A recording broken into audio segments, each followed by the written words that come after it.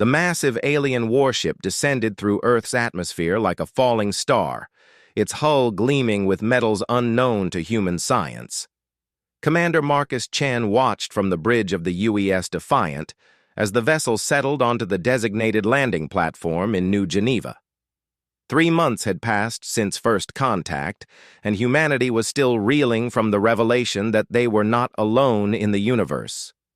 The Zephyrian Empire controlled half the galaxy, their technology centuries ahead of anything humans could imagine. Their ships moved faster than light, their weapons could crack planets, and their knowledge of the cosmos made human science look like cave paintings. Yet here they were, requesting an alliance with the primitive species that had barely left their own solar system. Marcus straightened his uniform as he prepared to meet the delegation. The Zephyrians had specifically requested him as Earth's representative, though he couldn't understand why. He was just a military commander, not a diplomat or politician. His record was solid but unremarkable, his achievements limited to a few successful campaigns against pirates in the outer colonies. The airlock hissed open, and the Zephyrian delegation emerged. Marcus had seen them before on video calls, but meeting them in person was different. They were humanoid but taller, with pale blue skin that seemed to shimmer in the light. Their features were sharp and angular, almost crystalline, and their eyes held an ancient wisdom that made Marcus feel like a child. Leading the group was Princess Lirelei, heir to the Zephyrian throne and commander of their exploration fleets. She stood nearly 7 feet tall, her silver hair flowing like liquid metal down her back. Her armor was both beautiful and functional, crafted from materials that bent light around them. When she moved, it was with the grace of a dancer and the purpose of a warrior. "Commander Chen," she said, her voice carrying the musical quality that all Zephyrians possessed. "Thank you for agreeing to this meeting." Marcus nodded respectfully. "Princess Lirelei, welcome to Earth. I hope our facilities meet your standards." A slight smile crossed her features. "Your people continue to surprise us, Commander. When we first detected your signals 3 months ago, we expected to find another primitive species struggling with basic spaceflight. Instead, we discovered something far more interesting." They walked through the corridors of the space station, past viewing ports that showed Earth spinning slowly below. Marcus had arranged for the meeting to take place here rather than on the planet's surface, partly for security, but mostly because he wanted the Zephyrians to see humanity's achievements, modest though they might be compared to galactic standards. "Your ships are impressive for their technological level," Princess Lirelei continued, studying the human vessels docked at the station. "But that's not what caught our attention. It's how you use them." Marcus raised an eyebrow. "I'm not sure I follow, Princess." She stopped at a viewing port and gazed out at the stars. 3 weeks ago, our long-range sensors detected a battle in the Proxima system. A human colony ship was under attack by Void Raiders, those pirates who plague the Outer Rim.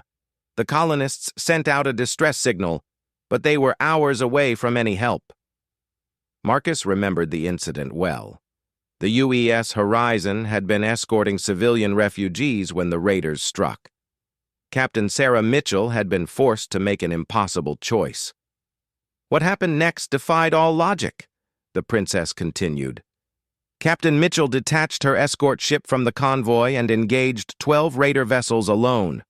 Her ship was outgunned and outnumbered, but she fought anyway. She bought enough time for the colony ship to escape, even though it meant certain death for her and her crew." The memory still stung. Sarah had been a friend, one of the best captains in the fleet. They had found her ship 3 days later, drifting in space, her hull breached in a dozen places. But the colony ship had made it to safety with all 1,000 refugees aboard. "That kind of sacrifice is unknown among the Zephyrians," Princess Lirelei said softly. "We are an ancient race, Commander. We have seen the rise and fall of 1,000 species across the galaxy. We are powerful, wise, and civilized. But we have also become careful. We calculate risks, weigh benefits, make logical decisions. We would never throw away a valuable warship and trained crew to save civilians. Marcus felt a flush of pride mixed with sadness. Captain Mitchell did what any of us would have done. Those were innocent people. Exactly. The princess turned to face him, her alien eyes intense. That's why we're here, Commander. The galaxy is changing. The void swarms are growing stronger, pushing out from the galactic core. The old powers are falling, consumed by their own caution and calculation. We need allies who understand that some things are worth fighting for, regardless of the cost. They entered the conference room where Marcus had prepared detailed briefings on human military capabilities. The numbers were not impressive compared to Zephyrian standards. Humanity had barely 200 warships, most of them obsolete by galactic standards. Their population was concentrated on a handful of worlds, their technology primitive, their resources limited. Princess Lyralay reviewed the data with interest but not surprise. Your military strength is modest, she said diplomatically. We know we're outclassed, Marcus replied honestly, but we're willing to learn, to grow. If the Zephyrian Empire is offering an alliance, we're listening. The princess set down the datapad and studied Marcus carefully. The alliance we propose is not what you might expect, Commander. We are not offering to make you junior partners in our empire. We are offering something far more significant. Marcus leaned forward, curious despite himself. We want to offer you marriage, she said simply. For a moment, Marcus wasn't sure he had heard correctly. I'm sorry, Princess, but I think there might be a translation error. Did you say marriage? Among our people, the strongest alliances are sealed through marriage bonds, she explained. It is both a political union and a sacred commitment. The joining of two houses, two peoples, two destinies. Marcus felt his heart rate spike. Princess, I'm honored by the suggestion, but surely there are political leaders or diplomats who would be more appropriate for such an arrangement. I'm just a military commander. Princess Lyralay shook her head. You misunderstand, Commander. This is not a political arrangement. I am not proposing a marriage between our peoples in the abstract. I am proposing marriage between you and me, specifically. The words hit Marcus like a physical blow. He stared at the alien princess, trying to process what she had just said. Princess, why me? We've only just met. You're the heir to an empire that spans half the galaxy. I'm a human from a backwater planet. Because of what you represent, she said, rising from her chair and moving to stand before him. I have studied your military records, Commander, the Battle of Titan Station, where you held off a pirate fleet 3 times your size, the rescue of the Martian colonies during the solar storm crisis, the evacuation of Kepler Station when the reactor went critical. In every case, you chose to risk everything to protect others. Marcus shook his head. Those were just military decisions, Princess. Standard procedure. Standard for humans, perhaps, but not for the rest of the galaxy. She reached out and touched his hand, her skin surprisingly warm. I have commanded fleets for over a century, Commander.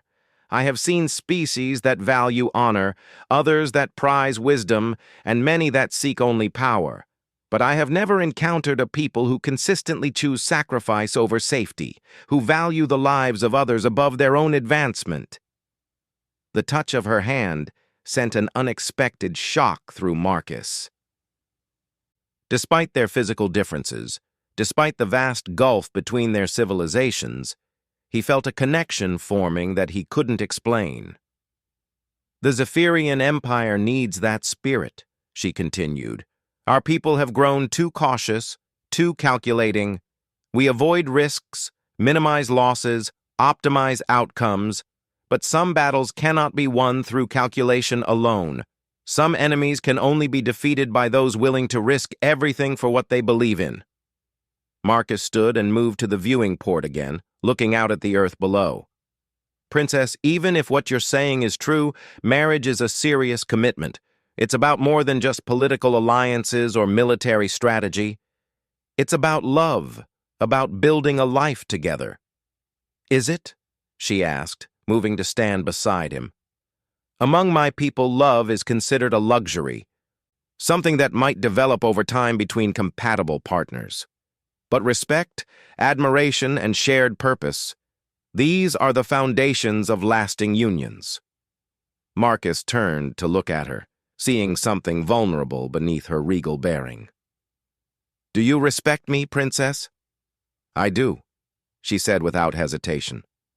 I respect your courage, your integrity, your willingness to stand for what is right even when it costs you dearly. I admire the way you inspire loyalty in your crews, the way you make impossible decisions look routine. And shared purpose? The galaxy is in danger, Commander. The void swarms grow stronger each year, consuming entire systems. The old powers hide behind their defenses, hoping the storm will pass them by. But you and I, we understand that some threats must be faced head-on, regardless of the personal cost. Marcus considered her words carefully. The logical part of his mind insisted this was insane. He barely knew this woman, alien princess or not.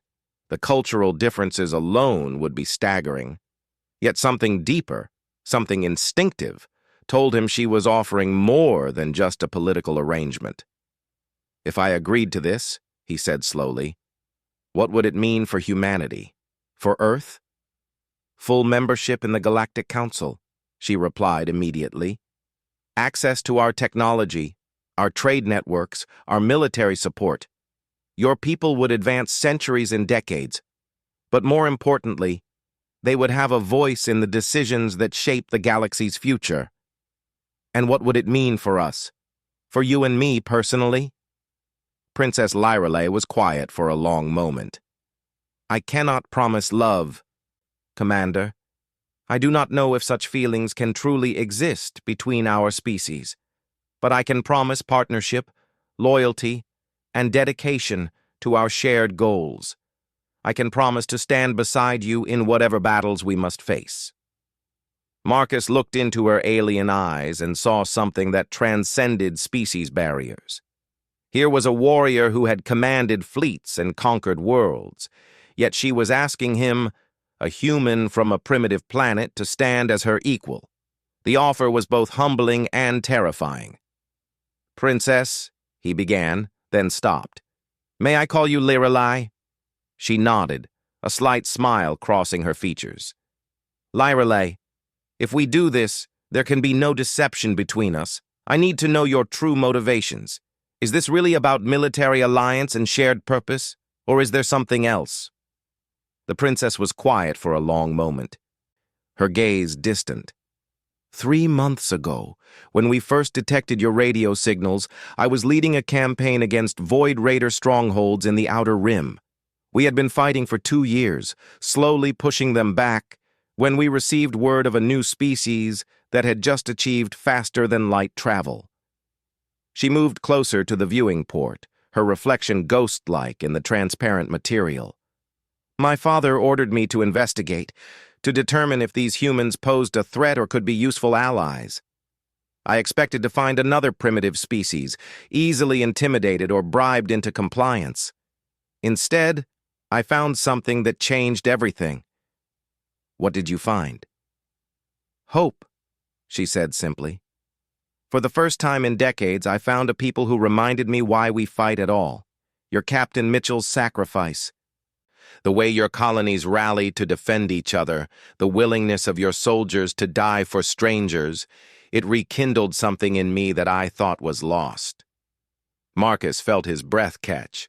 There was something raw and honest in her voice that cut through all pretense. I have lived for over 2 centuries, Commander. I have seen empires rise and fall, watched species evolve and go extinct. I have commanded armies and ruled systems, but I have never found anything worth building a life around. Until now. The weight of her words settled between them like a bridge spanning the impossible gulf between their worlds. Marcus realized that this decision would define not just his future, but the future of humanity itself. "Lirelai," he said quietly, "if I say yes, there's no going back. For either of us." "I know," she replied, turning to face him. "The question is, Commander Marcus Chen, are you willing to take that leap?" Marcus stared out at the stars for what felt like an eternity, weighing the impossible decision before him. Finally, he turned back to Princess Lirelai, his expression resolute. "Yes," he said simply. "I'll marry you." The princess blinked, clearly not expecting such a direct answer. "You accept? Just like that? Don't you need time to consider the implications? To consult with your superiors?" Marcus almost smiled at her surprise. "Princess, you've just offered to elevate humanity from a barely spacefaring species to full galactic citizenship. You're proposing to share technology that could revolutionize our civilization, and you're asking me to be your partner in facing whatever threats the galaxy can throw at us. The only thing that would be crazy would be saying no." "But the personal cost," she pressed. "You would be leaving your world, your people, your entire way of life. The biological differences alone." "Will we figure out," Marcus finished. "Lirelai, I've spent my entire career making decisions under impossible circumstances. This feels different, but not impossible. Besides, someone once told me that some things are worth risking everything for." Princess Lirelai studied his face, searching for doubt or hesitation. Finding none, she stepped closer to him. "Very well, Commander. But before we proceed, there are things you must understand about Zephyrian marriage customs. It is not merely a legal contract or even a romantic bond. It is a joining of souls, witnessed by the stars themselves." Marcus nodded. "Tell me what I need to know. First, the ceremony must take place on Zephyros Prime, our homeworld. It is a 3-day ritual that will test both partners physically, mentally, and spiritually. Second, once bonded, we will share certain abilities. Your thoughts and emotions will be partially accessible to me and mine to you." "Telepathy?" Marcus asked, trying to keep the surprise from his voice. "Not exactly. More like an emotional resonance. We will feel each other's pain, share each other's joy, know instinctively when the other is in danger. It is what makes Zephyrian partnership so strong, but also why we choose our mates carefully." Marcus considered this revelation. The idea of someone having access to his thoughts was unsettling, but he had always been honest about his feelings anyway. "What else?" "The political ramifications will be immediate and far-reaching," she continued. "By marrying me, you will become a prince of the Zephyrian Empire with all the responsibilities that entails. You will have enemies who see our union as a threat to the established order. You will need to learn our customs, our language, our ways of war. And humanity will be elevated to full citizenship status, with all the protections and privileges that implies. Your people will have access to our technology, our markets, our military support, but they will also be expected to contribute to the common defense of the galaxy." Marcus walked to the conference table and picked up one of the data pads, scrolling through images of Zephyrian ships and technology. "How long do we have before the ceremony?" "My father expects us to arrive on Zephyros Prime within 2 standard months. That gives us time to prepare, to get to know each other better, and for you to learn the basics of our culture." "And in the meantime?" Princess Lirelai moved to stand beside him, her presence both comforting and intimidating. "In the meantime, we begin the process of truly understanding each other. Tell me about your family, Commander, your hopes, your fears, your dreams." Marcus set down the data pad and turned to face her. "My family, they died in the Martian colony disaster 10 years ago. My parents, my younger sister. I was off-world on a training mission when the atmospheric processors failed. By the time I could get back, the entire colony had been evacuated, but the transport carrying my family never made it to the rescue ships. Pain flickered across the princess's features. "I'm sorry, I didn't know." "It's why I do what I do," Marcus continued. "Every time I see civilians in danger, I remember that somewhere, someone is waiting for their family to come home. I can't save everyone, but I can try to make sure fewer people experience what I went through." "And your dreams?" Marcus was quiet for a moment. "I used to dream about retiring to a quiet farm somewhere, maybe raising a family of my own. But after losing everyone I cared about, I threw myself into my career instead. I suppose my dream now is to make sure humanity survives long enough to become something greater than we are today." Princess Lyrelai reached out and took his hand again. "Perhaps we can help each other achieve our dreams, Commander. Tell me, what do you know about the Void Swarms?" The change of subject caught Marcus off guard, but he recognized the importance of the topic. "Only what's in our intelligence reports. An aggressive species that consumes entire worlds, turning them into breeding grounds for their fleets. They've been expanding outward from the galactic core for the past 50 years. The reports don't capture the full horror of what they represent," she said grimly. "The Void Swarms are not merely aggressive, Commander. They are antithetical to life itself. They don't conquer worlds. They devour them completely. Everything that makes a planet capable of supporting life is consumed and converted into more ships, more weapons, more creatures to spread their darkness." Marcus felt a chill run down his spine. "How far have they advanced?" "They control nearly a quarter of the galaxy now, and their expansion is accelerating. The older species, the ones who have grown comfortable with their power, are falling faster than anyone expected. The Andromedan hegemony, which had ruled for 10,000 years, was consumed in less than a decade. And the Zephyrian Empire is strong, but not strong enough to face them alone. We need allies, Commander. We need partners who understand that some battles must be fought regardless of the odds." She squeezed his hand. "We need humans." Marcus understood now why the princess had been so interested in humanity's tendency toward self-sacrifice. Against an enemy like the Void Swarms, calculation and caution would only delay the inevitable. What was needed was the willingness to risk everything for the chance of victory. "How long do we have before they reach human space?" "At their current rate of expansion, perhaps 50 years, but if they continue to accelerate, it could be much sooner." "Then we'd better get started," Marcus said, surprising himself with his calm acceptance of the timeline. "What do I need to learn before the ceremony?" Princess Lyrelai smiled, the expression transforming her face from regally beautiful to warmly approachable. "Many things. Our language, our customs, our military traditions, but also simpler things. What I like to eat, how I prefer to spend my free time, what makes me laugh. And I suppose you'll need to learn the same about me." "Indeed. Though I suspect I already know more about you than you realize, Commander. I have been studying human culture for months, preparing for this moment." Marcus raised an eyebrow. "This moment specifically? How long have you been planning this proposal?"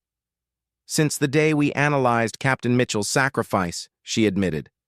"I knew then that I had found the partner I needed, not just for the Alliance, but for myself. It took me weeks to convince my father and the Council that a marriage alliance with a human was not only practical but necessary." "What did you tell them?" "The truth. That humanity possesses qualities our people have lost, and that combining Zephyrian technology with human determination could create the most formidable alliance in galactic history."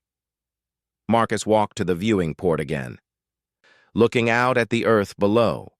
Somewhere down there, billions of people were going about their daily lives, unaware that their future had just been decided in a conference room orbiting their planet. "Princess, there's something I need you to understand about humans," he said without turning around. We're not naturally subservient. If this alliance is going to work, it can't be the Zephyrian Empire with human auxiliaries. It has to be a true partnership. I would expect nothing less, she replied, moving to stand beside him. In fact, I'm counting on it. The galaxy has too many followers and not enough leaders. What we need are equals who can challenge each other, push each other to be better. Even if that means I disagree with you sometimes? Especially then. A partner who never challenges you is not a partner at all, merely a subordinate. Marcus turned to study her profile as she gazed out at the stars. Despite her alien features, there was something fundamentally familiar about her, something that transcended species boundaries. Perhaps it was the way she carried herself, the quiet confidence of someone who had earned their position through merit rather than birth. Or perhaps it was something deeper, some cosmic joke that had placed two warriors from opposite ends of the galaxy on a collision course toward partnership. Lyralay, he said, using her name again because he liked the way it sounded. What happens if this doesn't work? If we discover we're too different, too incompatible? She was quiet for a long moment. Then we will have failed not just ourselves, but both our peoples. The alliance will collapse. Humanity will remain isolated and vulnerable, and the Zephyrian Empire will face the void swarms alone.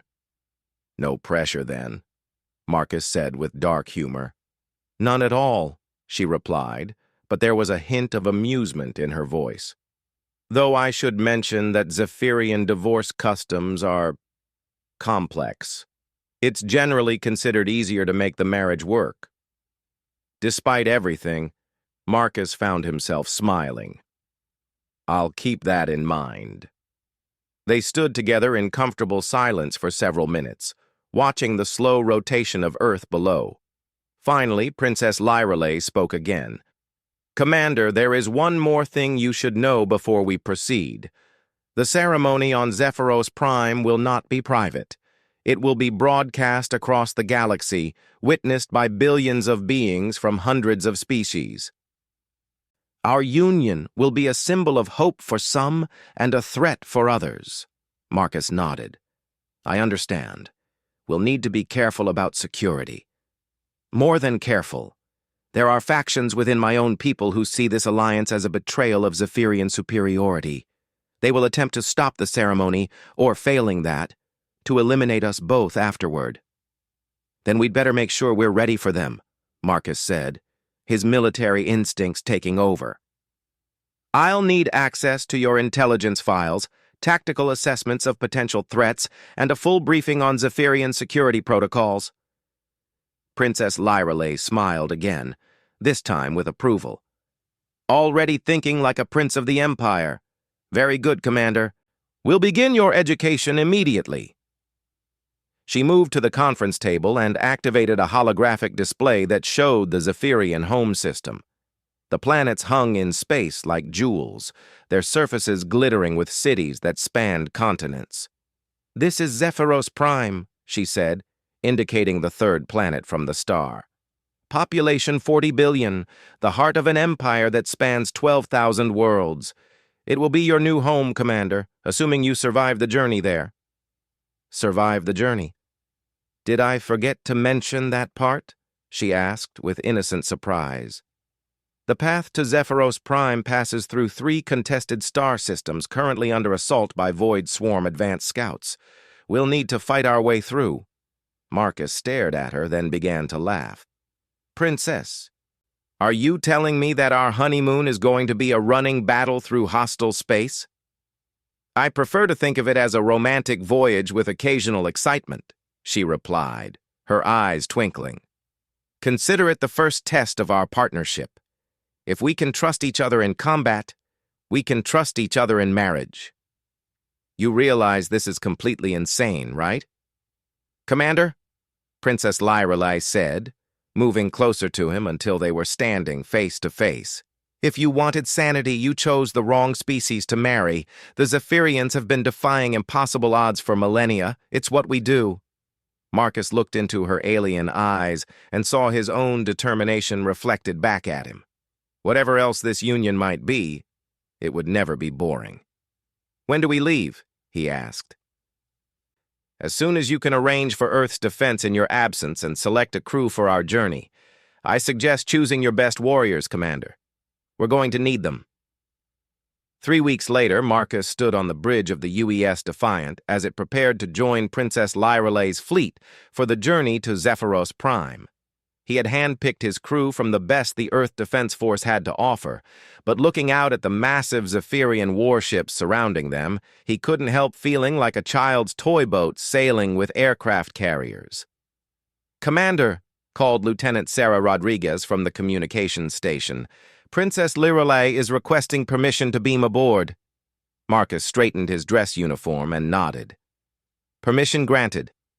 Have her escorted to the main briefing room." He had spent the last 3 weeks preparing for this moment, studying Zephyrian culture and military doctrine while simultaneously arranging for Earth's defense during his absence. Admiral Hayes had been skeptical of the entire plan, but the promise of advanced alien technology had convinced Earth's leadership to support the Union. Princess Lyrale materialized on the bridge in a column of blue light, her new armor gleaming with energy fields that made her look like a warrior goddess. The human crew tried not to stare, but Marcus could feel their mixture of awe and nervousness. "Commander Chen," she said formally, then added more quietly, "Marcus, are you ready for this?" "As ready as anyone can be for their first interstellar war," he replied, earning a small smile from her. "My crew is briefed and prepared, though I have to admit, your ships make ours look like museum pieces." "Your ships have something mine lack," she said, moving to study the tactical displays. "They have crews who understand that victory sometimes requires sacrifice. That may prove more valuable than the most advanced technology." Captain Jennifer Walsh, Marcus's second-in-command, approached with a data pad. "Commander, all systems are green. We're ready to depart on your order." Marcus nodded to her, then turned back to Princess Lyrale. "Princess, I should mention that my crew has requested the honor of protecting your ship during the journey. They consider it a matter of human pride." "That's touching," she said, clearly surprised. "But my flagship carries shields that could deflect a solar flare and weapons that can crack asteroids. Your ship, while impressive by human standards, won't last 5 minutes in a real fight," Marcus finished. "I know. But sometimes the gesture matters more than the practical effect. My people need to feel like they're contributing something meaningful to this alliance." Princess Lyrale considered this, then nodded slowly. "Very well. But if things get too dangerous, you will withdraw to minimum safe distance. I cannot afford to lose my future husband before we even reach the altar." "Future husband," Marcus repeated, still getting used to the idea. "That's going to take some adjustment." "For both of us," she admitted. "My people are not entirely comfortable with this arrangement. Marrying outside our species is unprecedented. And how do you feel about it?" She was quiet for a moment, studying his face with those unsettling alien eyes. "I feel like I'm about to embark on the most important mission of my life, terrifying and exhilarating in equal measure." Before Marcus could respond, alarms began sounding throughout the ship. Lieutenant Rodriguez's voice cut through the noise. "Contact! Multiple signatures dropping out of FTL. Configuration matches void swarm attack patterns." Marcus and Princess Lyrale rushed to the tactical display as the sensor data resolved into a horrifying picture. Dozens of organic-looking ships were materializing around the human fleet, their hulls pulsing with bioluminescent veins that gave them the appearance of deep-sea predators. "So much for an uneventful departure," Marcus muttered, then raised his voice. "All hands to battle stations. Captain Walsh, bring us to full combat readiness."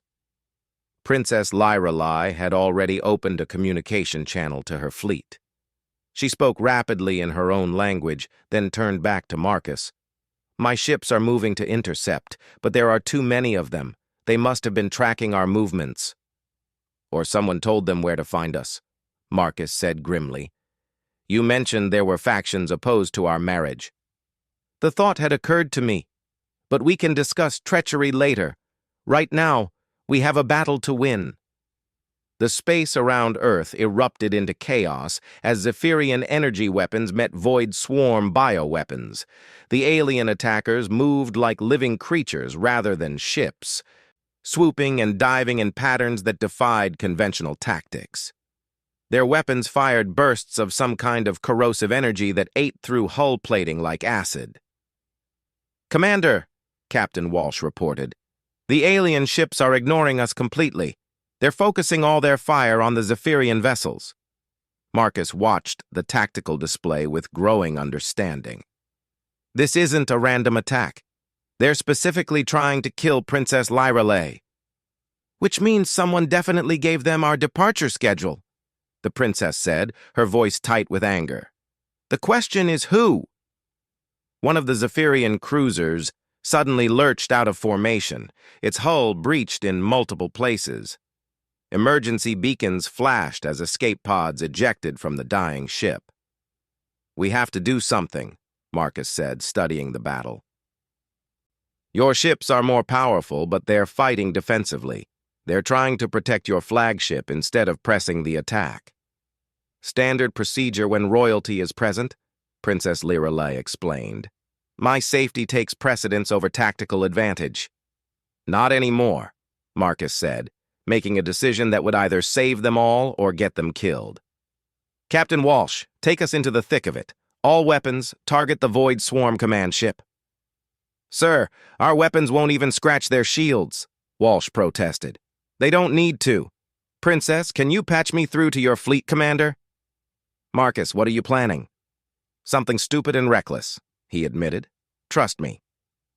Princess Lyrelei activated her communications system, and Marcus found himself addressing Admiral Koreth, the grizzled veteran commanding the Zephyrian escort fleet. "Admiral, this is Commander Chen. I'm taking my ship to engage the enemy command vessel. When I do, I want your fleet to break formation and go on the offensive."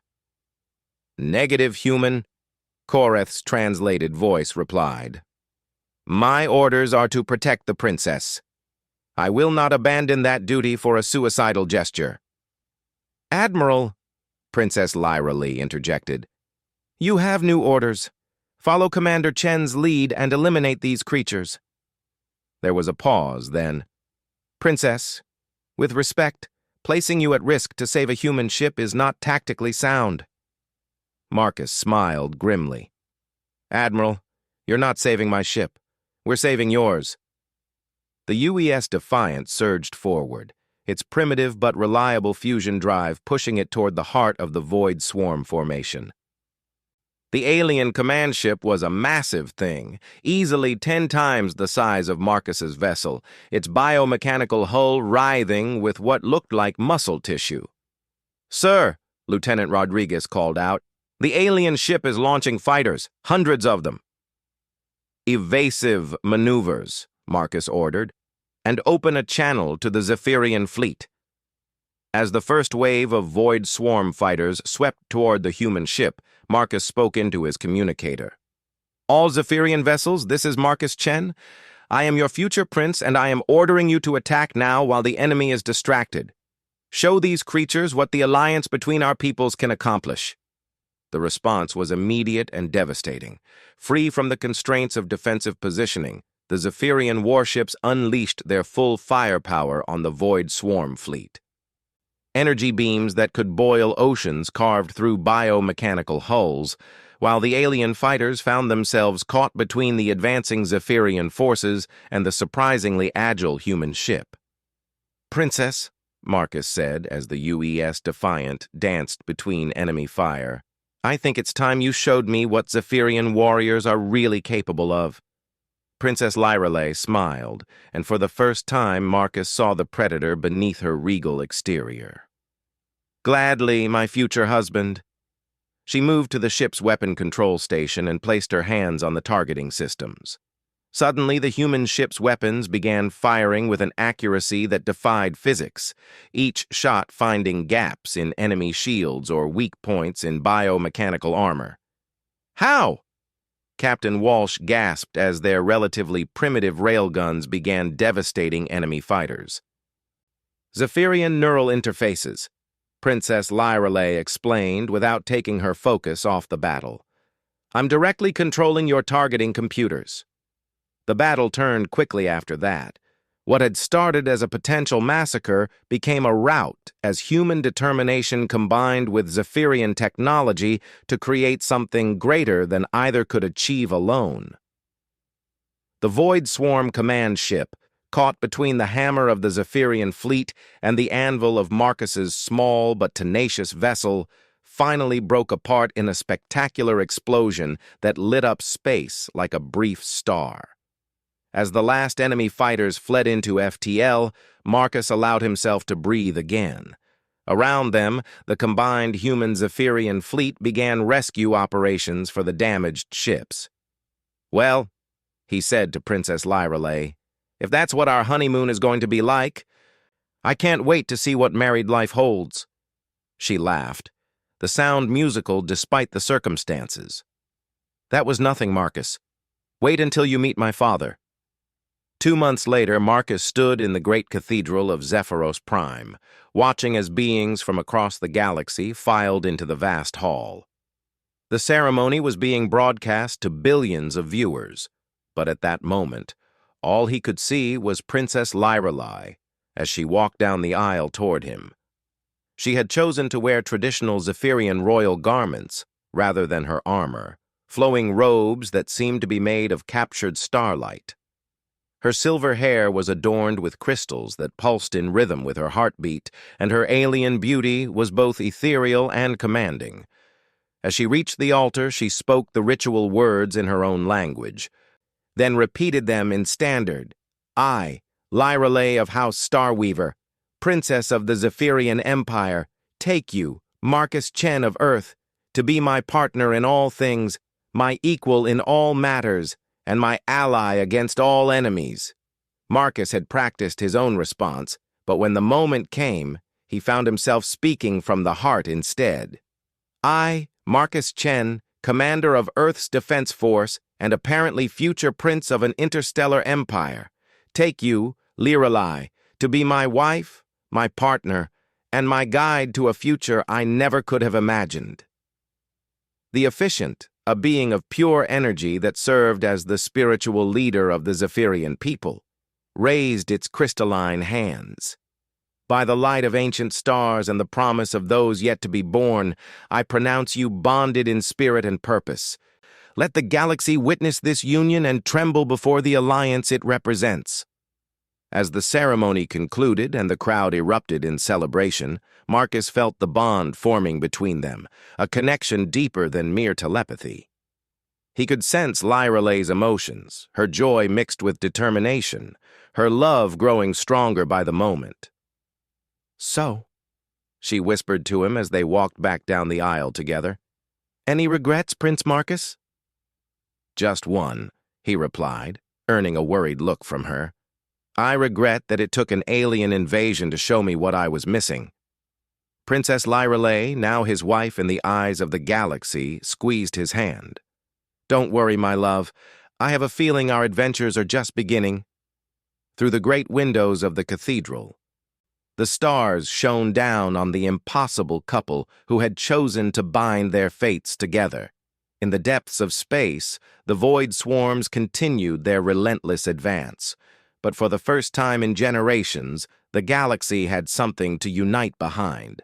The alliance between humanity and the Zephyrian Empire would face many tests in the years to come, but it had been forged in the crucible of battle and sealed with genuine affection. As Marcus and Lyreley stood before their subjects, both human and alien, they represented more than just a political union. They were proof that love could transcend species, that courage could overcome impossible odds, and that sometimes the most important decisions were the ones that seemed completely insane. The human prince and the alien princess walked into their uncertain future together. ready to face whatever the galaxy could throw at them. Behind them, two civilizations began the process of becoming something greater than either had ever been alone, and in the vast darkness between the stars, ancient enemies took notice of this new alliance and began to plan accordingly. The real adventure was just beginning.